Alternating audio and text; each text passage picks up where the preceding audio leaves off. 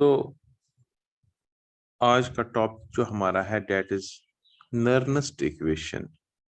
What is Nernst equation? Nernst equation से क्या मतलब है?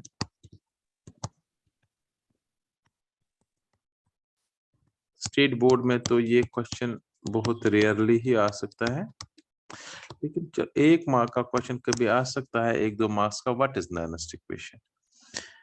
नर्नेस्ट इक्वेशन जो सीबीएसई में तो इससे जरूर आपको एक क्वेश्चन आता है फाइनल एग्जाम में। Calculation of EMF of a cell from the given data. जो ये नर्नेस्ट इक्वेशन है, नर्नेस्ट इक्वेशन का सबसे पहला काम है, ये एक इक्वेशन नर्नेस्ट ने दी है जिससे हम electrode potential of a half cell निकाल सकते हैं। इलेक्ट्रोड पोटेंशियल हाफ सेल का निकल जाएगा, इलेक्ट्रोड पोटेंशियल हाफ सेल का,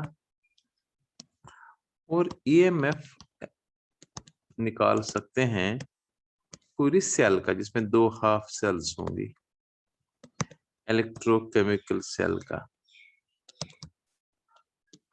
EMF। मगर एक चीज ध्यान रखना है, ये एट एनी कंसंट्रेशन निकाल सकते हैं हम, किसी भी मोलर कंसंट्रेशन पर और किसी भी टेम्परेचर पर।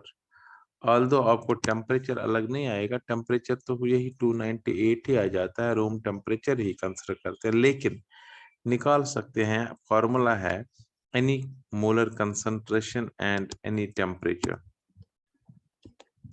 पर हम निकाल। अभी तक हमने स्टैंडर्ड कंडीशन में निकाला था, अभी तक आपने देखा था SHE स्टैंडर्ड हाइड्रोजन इलेक्ट्रोड से हमने निकाला था हाफ सेल का इलेक्ट्रोड पोटेंशियल, और फिर जब 2 हाफ सेल्स का इलेक्ट्रोड पोटेंशियल हमें पता है तो हम EMF ऑफ ए सेल निकाल सकते हैं, E cathode minus E anode करके। लेकिन जो मैं आज दिखा रहा हूँ, this is at any concentration at any temperature हम निकाल सकते हैं by means of this equation. Electrode potential number 1, main तो यही 2 है इसका, इलेक्ट्रोड पोटेंशियल निकाल सकते हैं, E निकाल सकते हैं, EMF निकाल सकते हैं, E सेल निकाल सकते हैं। E means electrode potential, E not, E standard नहीं लिख रहा हूँ, E, और EMF E स्टैंडर्ड फिर नहीं लिख रहा हूँ, E सेल लिख रहा हूँ, क्योंकि किसी भी कंसंट्रेशन अगर हाफ सेल्स है, we can calculate using Nernst equation electrode potential and then EMF। अब सबसे पहला, तो इसमें 2 पार्ट्स है, फिर हम निकालेंगे इलेक्ट्रोड पोटेंशियल ऑफ पहला पार्ट, यही इसकी पहली एप्लीकेशन भी है, electrode potential of half cell. सबको आना चाहिए ये नहीं कि सिर्फ CBSE वाले नहीं करेंगे, स्टेट बोर्ड वाले नहीं करेंगे, बिल्कुल सबको आना चाहिए, क्योंकि तभी आपको न्यूमेरिकल पार्ट आएगा, एंट्रेंस पार्ट आएगा। अब हाफ सेल क्या होती है, पहले हमें हाफ सेल को, हाफ सेल आपको पता है, मैंने कहा था half cell metal and ion, फिर मैंने कहा था अगर हाफ सेल में इलेक्ट्रोड पोटेंशियल हमें रिप्रेजेंट करना है, we represent it by reduction potential. और अगर रिएक्शन कभी भी दिखानी है half cell, suppose zinc half cell की रिएक्शन दिखानी है, हमें तो इस फॉर्म में दिखानी पड़ेगी। ऑल्दो जिंक तो लूज करता है इलेक्ट्रॉन, लेकिन हमें इस फॉर्म में दिखाना है, रिडक्शन पोटेंशियल। कॉपर की हाफ सेल दिखानी है, हमें तो इस फॉर्म में दिखाना है। हाँ, कॉपर में तो चूंकि रिडक्शन पोटेंशियल पॉजिटिव होता है, ये रिएक्शन सच में होती है, जिंक में ये रिएक्शन नहीं होती है, मगर दिखाना यही है, ये साइन कन्वेंशन है। Whenever you are supposed to write an electro reaction, you can write it in terms of reduction reaction only. Suppose silver की देनी है तो Ag plus electron gives Ag, कोई भी ले लो आप सेल, सपोज लिथियम की ले लो, जबकि लिथियम तो लूज करता है, लेकिन लिखना ऐसे ही, हमने ऐसे ही वहां पर लिखा होगा exam, but it does not mean कि lithium ion is gaining electron, because gain करने की टेंडेंसी जो लिथियम आयन की है, that is -3.05 volt. It means it will lose electrons only, ये इलेक्ट्रॉन लूज करेगा और लिथियम मेटल लूज करेगा, but there is a sign convention, we know we had to represent it in terms of reduction reaction only, right? तो अब मैं general reaction लेता हूँ, मैं ना सिल्वर की ले लूंगा, ना मैं जिंक की ले लूंगा, ना कॉपर की हम यहाँ एक्सप्लेन करने के लिए ले लेंगे। I am taking a general reaction. Suppose मैं जनरल रिएक्शन लेता हूँ, I am taking general reaction Mn plus, जैसे zinc 2 plus Mn, M is metal, कोई भी metal ion, N plus aqueous plus n electrons gives M solid. Let us suppose मैं इधर साथ में ये भी लिखता हूँ समझने के लिए, मैं zinc 2 plus aqueous plus 2 electrons gives zinc metal। ये तो जिंक की थी, मैंने यहाँ पर जनरल रिएक्शन ली थी Mn, M represents copper, zinc, metal, कोई भी मेटल, N represents 1 2 3 इलेक्ट्रॉन जितने रिएक्शन है। अब इसके लिए नर्नेस ने कहा अगर कोई भी जिस रिडक्शन रिएक्शन है, इसके लिए एक इक्वेशन, नर्नेस इक्वेशन है, that is very important. E is equal to, याद रखना आप, E मतलब electrode potential at any given concentration and temperature is equal to E standard, मतलब स्टैंडर्ड इलेक्ट्रोड पोटेंशियल जो हमने SHE से किसी भी हाफ सेल का निकाला हुआ है। इसे जिंक हाफ सेल का हम ऑलरेडी पता है -0.76 वोल्ट है, कॉपर का पता है प्लस 0.34 वोल्ट, सिल्वर होगी सेल तो प्लस 0.80 वोल्ट, ये तो हमें पता है। सो ई नॉट हमें ऑलरेडी पता था, but we have to calculate E minus 2.303 RT by NF, याद रहे this is relation given by Nernst, log of concentration of products upon concentration of reactants. What is product here? Product is M solid, the concentration upon reactants में कौन सा ion है, Mn plus aqueous की concentration, molarity। देखो बड़ा, solid की molarity जो होती है ना, ये आपको पता है, सॉलिड की मोलैरिटी कभी चेंज नहीं होती है। मैंने पहले भी कहा था केमिकल काइनेटिक्स, अब अच्छा वो नहीं पढ़ा हमने, केमिकल काइनेटिक्स में हम 4 पढ़ेंगे। जो प्योर लिक्विड होता है या प्योर सॉलिड होता है, उसकी मोलैरिटी कभी चेंज नहीं होती है, ये आपको याद रखना है। Pure liquid and pure solid की मोलैरिटी कभी भी चेंज नहीं होती है। फिर मोलैरिटी चेंज किस में होती है, जो एक्वस सॉल्यूशन है, जो आयनिक फॉर्म में है या गैस में है, इनकी मोलैरिटी चेंज होती है। सॉलिड बढ़ाएंगे कोई चीज, उसकी मोलैरिटी बढ़ेगी, ऐसा नहीं है। पानी बढ़ाएंगे, प्योर लिक्विड है तो उसकी मोलैरिटी बढ़ेगी, ऐसा नहीं है।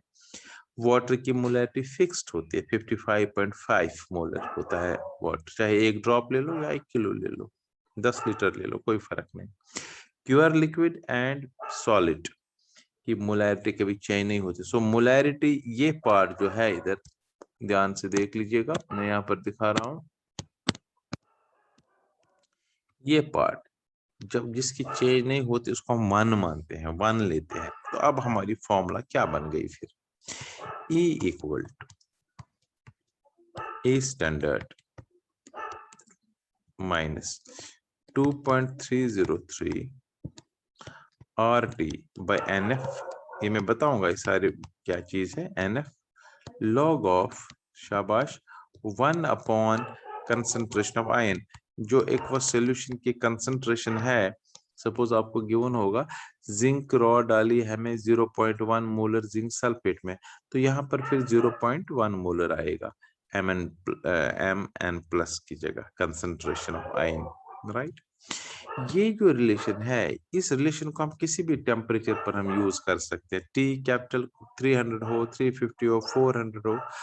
R is universal gas constant, आपको पता है यूनिवर्सल गैस कांस्टेंट, आपको पता है वैल्यू उसका पता है 8.314 जूल पर केल्विन पर मोल, ठीक है। अच्छा, N इज कितने number of electrons, N means number of electrons. Here आप देखेंगे रिडॉक्स रिएक्शन में जिंक में 2, सिल्वर में 1, F फैराडे कांस्टेंट, F क्या है, F है 96500। मैं एक बार फिर यहाँ पर लिखता हूँ, E equal to E standard minus 2.303 RT upon NF, ध्यान से देख लीजिएगा, log of 1 upon concentration of ion को, जो भी हाफ सेल होगी उसमें क्या कंसंट्रेशन है वो यहाँ पर लिखेंगे, राइट। इसमें कोई शक किसी को? तो ये हो गया नर्नस इक्वेशन किसके लिए, मतलब किसी भी टेम्परेचर पर। अगर इसमें मैं अगर वैल्यूज, वो वैल्यूज जो कांस्टेंट है, उन वैल्यूज को मैं सब्स्टिट्यूट करता हूं इसमें। देखो बेटा वैल्यूज क्या क्या इसमें है। R है, it is universal gas constant 8.314 joule पर केल्विन पर मोल, करेक्ट। 8.314 जूल पर केल्विन पर मोल इसका वैल्यू होता है। मैक्सिमम टाइम आपको टेम्परेचर रूम टेम्परेचर ही गिवन होगा 25 डिग्री सेल्सियस या 298 केल्विन और F 96500, ये तीन वैल्यूज कांस्टेंट है ना, क्योंकि मैंने कहा अगर कभी आएगा temperature 300 then you can use this formula directly, लेकिन वहां पर हमेशा 298 ही होता है। कोई ऐसा क्वेश्चन नहीं आपको मिलेगा जहां पर 300 हो। अगर 300 है तो फिर you have to use this formula for calculating electrode potential. आपको 298 ही यूज करना है, तो इसको हम सब्स्टिट्यूट करेंगे ये वैल्यूज, तो हमें ये वैल्यू सब्स्टिट्यूट करके एक नई रिलेशन निकल सकती है। मैं वो रिलेशन लिख रहा हूँ, E equal to E standard. ध्यान से सुनो, जब ये वैल्यूज हम दे देंगे R के बदले, T के बदले और F के बदले, हमें निकलता है 0.0591 upon N log of 1 upon concentration of ion. अगर जिंक है तो जिंक आयन, कॉपर है तो कॉपर आयन, सिल्वर है तो silver ion. So out of these two फॉर्मूले यू आप अब नीचे वाली इसलिए यूज करेंगे तो 298 केल्विन पर ये फॉर्मूला हो गई। At 298 Kelvin, you can use this formula for calculating electrode potential of any half cell. किसी भी हाफ सेल का किसी भी मोलर कंसंट्रेशन पर। अभी मैं क्वेश्चन इस पर कराऊंगा, लेकिन ये पहला पार्ट है इसका नर्नस इक्वेशन का, to calculate electrode potential of a half cell. Suppose मैं यहाँ पर एक क्वेश्चन दे ही देता हूँ, अभी दूसरा पार्ट करना ही करना है। लेट अस सपोज यहाँ पर मैं क्वेश्चन देता हूँ समझने के लिए। Calculate, let us suppose question है, calculate electrode potential of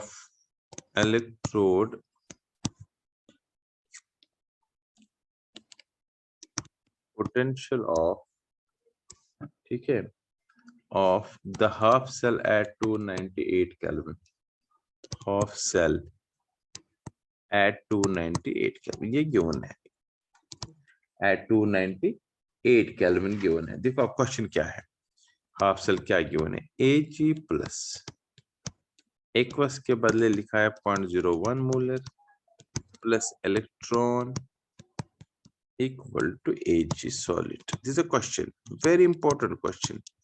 और गिवन क्या है इसके साथ, गिवन है E स्टैंडर्ड सिल्वर का रिडक्शन पोटेंशियल आयन ओब्लिक ये होना चाहिए। अगर यहाँ पर मेटल ओब्लिक आयन है उस वैल्यू को चेंज करना पड़ेगा, साइन चेंज करना पड़ेगा।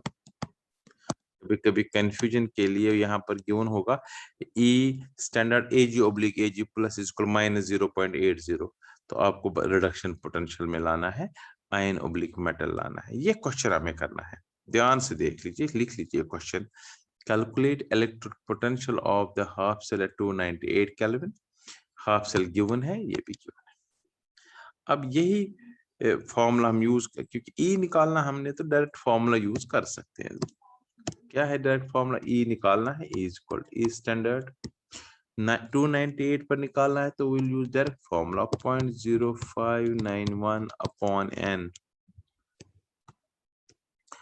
log of 1 upon Mn plus, यहाँ Mn प्लस के बदले क्या लिखेंगे, Ag plus ion concentration, because यहाँ पर Ag की रिएक्शन है, प्रोडक्ट सिल्वर है तो 1 है अपॉन Ag प्लस जो मैंने बताया।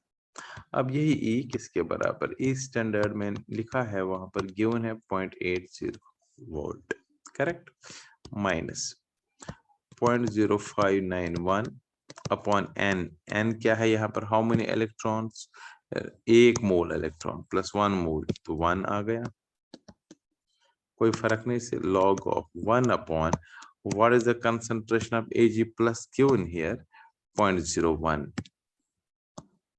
0.01। अब हम स्क्वायर ब्रैकेट नहीं लिख सकते हैं, simple bracket. Square bracket indicates molarity. अब इसको सॉल्व करेंगे, अब तो इजी है। 0.80 माइनस 0.0591 ये बनेगा log 100। log 100 2 होता है, ये पता होना चाहिए। ये log का value log 100, log 10 is 1, log 100 2, log 1000 3। तो अब इसको हम बॉड मॉस से करेंगे पहले, कि पहले माइनस माइनस कुछ नहीं, पहले इनको मल्टीप्लाई करेंगे, ठीक है ना, क्योंकि ब्रैकेट ऑफ डिवीजन मल्टीप्लिकेशन फिर सब्ट्रैक्शन। यहाँ तक आ गया था, बस अब तो सॉल्व करना है। अब तो 10 में से, क्योंकि इसको 2 0 और निकाल बढ़ाने पड़ेंगे तभी तो बराबर आया। 10 में से 2 हो गया 8, 9 में से 8 हो गया 1, 9 में से 1 हो गया, ठीक है ना। मतलब यहाँ पर लिखना 0.1182, इसको कर लो 8, 9 में से 8 1, 9 में से 1 फिर 8, यहाँ 7 में से 1 6। सो इतना वोल्ट इसका इलेक्ट्रोड पोटेंशियल आ गया। स्टैंडर्ड कंडीशन में इलेक्ट्रोड पोटेंशियल था 0.8, लेकिन इन कंडीशंस में इसका जो पोटेंशियल है दैट इज 0.6818 वोल्ट, राइट। ये हो गया how to calculate electrode potential. But remember these two formulae are very important. पहली formula at any temperature, but you will use second one always at 298 Kelvin. E at any concentration E is equal to E standard minus 0.0591 by n log 1 by n plus। अब ध्यान सुनिए बेटा, अब यही चीज अगर हम एक हाफ सेल और दूसरी हाफ सेल में भी निकालेंगे, फिर उनको EMF करेंगे, EMF किसके बराबर होगा, E cathode minus E anode, तो एक नई फॉर्मूला निकल सकती है, करेक्ट। तो आपको वैसे फॉर्मूला याद रखनी। चलो मैं एक सिखाता हूँ second part, although you have to remember formula only, लेकिन कैसे फॉर्मूला आई चलो एक बार करते हैं। पहला दूसरा क्या है, calculation of Nernst equation and Nernst equation and बड़ा इंपॉर्टेंट है ये, एंड EMF कैसे निकालेंगे सेल का, ये तो सिंपल है। इलेक्ट्रोड पोटेंशियल निकल गया, समझो EMF निकल गया। 2 सेल्स का है ये, सब्ट्रैक्ट करके। अब मैं एक सेल लेता हूँ, मैं जनरल सेल लेता हूँ जिंक सॉलिड। आपको ये रिएक्शन हम बार बार लेते हैं। Copper ion aqueous gives us, ये रिडॉक्स रिएक्शन फाइनल रिएक्शन है। इस रिएक्शन में जिंक लूज करता है, एनोड है, और कॉपर गेन करता है, कैथोड है, राइट, ठीक है ना। इसमें 2 सेल्स है, zinc is losing electron, copper is gaining electron. अब मगर जब हम इनको अप्लाई करेंगे तो हमें 2 सेल्स है ना हमारे पास, एनोड सेल को भी यूज करेंगे और कैथोड सेल को भी यूज करेंगे, करेक्ट। जरा इसमें एनोड कौन है जो लूज करेगा, जिंक है। तो मैं चलो, या कैथोड कौन है जो गेन करेगा, कॉपर की सेल है। तो मैं पहले ई कैथोड निकाल रहा हूँ यहाँ पर। चलो ई कैथोड निकालेंगे यूजिंग नर्नेस्ट इक्वेशन जो हमारे पास है। किसके बराबर है, शाबाश, जरा अनम्यूट करके बोलिए आप। कैथोड सेल का निकालेंगे, ई cathode is equal E standard cathode minus 0.0591 upon n। चलो n ही रखते हैं, आल्दो हमें पता है कैथोड कॉपर है, यहाँ पर 2 है, जस्ट मैं कॉपर सेल के लिए n लॉग ऑफ क्या आएगा, शाबाश, 1 अपॉन कॉपर 2 प्लस आयन। आपको इस लॉग से कोई मतलब नहीं है, आपको याद रखना है कि कॉपर है तो कॉपर की सेल का हम निकालेंगे, रिडक्शन रिएक्शन का ही निकालेंगे, कॉपर 2 प्लस प्लस। ये एक, इसको हम इक्वेशन फर्स्ट मान के चलते हैं। अब एनोड का निकालेंगे, ई एनोड मतलब जिंक का, वो भी जिंक ले लेंगे, स्टैंडर्ड एनोड माइनस, शाबाश, 0.0591 बाय n लॉग ऑफ क्या आएगा, 1 upon Zn2 plus ion. This equation second, correct. Equation first भी किया हमने, इक्वेशन सेकंड भी किया, एक कैथोड निकाला, एनोड निकाला यूजिंग नर्नस्ट इक्वेशन। अब हमें पता है ना ईएमएफ किसके बराबर है, ई सेल किसके बराबर है, ई सेल बोलते हैं ईएमएफ हम, correct. E cell is equal to E cathode minus E anode, मतलब क्या करना हमने फिर, ये हमें पता है ई सेल। अब यहाँ में हम ऐसे नहीं लिखेंगे हम, चलो एक चीज करते हैं, हम डायरेक्ट करते हैं, सब्ट्रैक्ट कर लो कैथोड में से एनोड, इक्वेशन फर्स्ट में से सेकंड सब्ट्रैक्ट करते हैं। Let us right subtract equation second from first, equation second from first. अब देखो बेटा, सेकंड फ्रॉम फर्स्ट को E cathode minus E anode, correct, E cathode minus E anode, पूरे ध्यान से देख लीजिए, is equal to E standard cathode minus E standard anode, E standard cathode minus E standard anode, correct.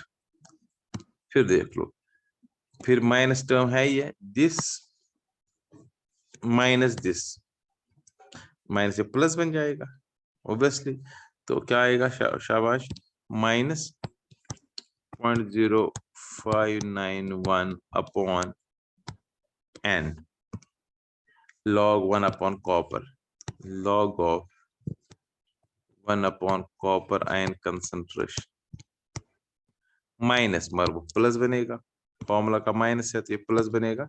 अब ये वाला part लिखेंगे सेकंड इक्वेशन का, ठीक है ना, 0.059 upon n log of 1 upon Zn2 plus ion,